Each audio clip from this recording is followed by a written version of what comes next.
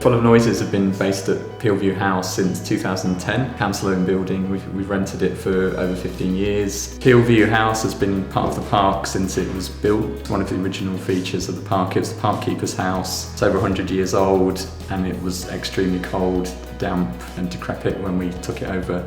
Well, the first phase was completed last year, and that renovation is including building a new public space on side, insulating the whole building and putting in new triple glazing heating system. The heat pump is installed just outside the building, around the side in the garden, and it uses electricity to operate. For every 1 kilowatt of electricity that's used, it creates up to 4 kilowatts of heating.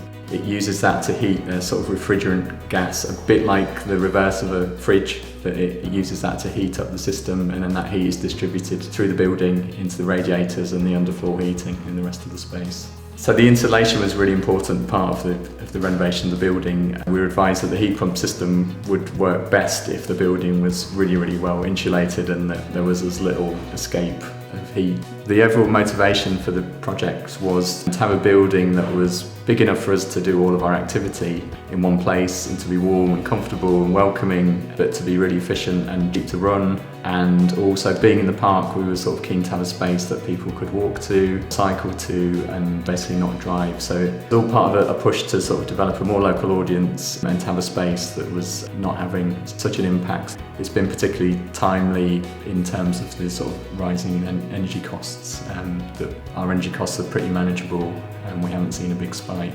The first stage of the building was to work on the ground floor. We have a second stage, which is the first floor, which is accommodation and studios for artists. Alongside that, we recently had some funding to develop the garden, turn that space into a listening garden where we can look at biodiversity, listen to insects, birds, microorganisms, do composting, recycle more of our waste as well, and other things. So the kind of garden and the grounds is another stage to the project which we're developing.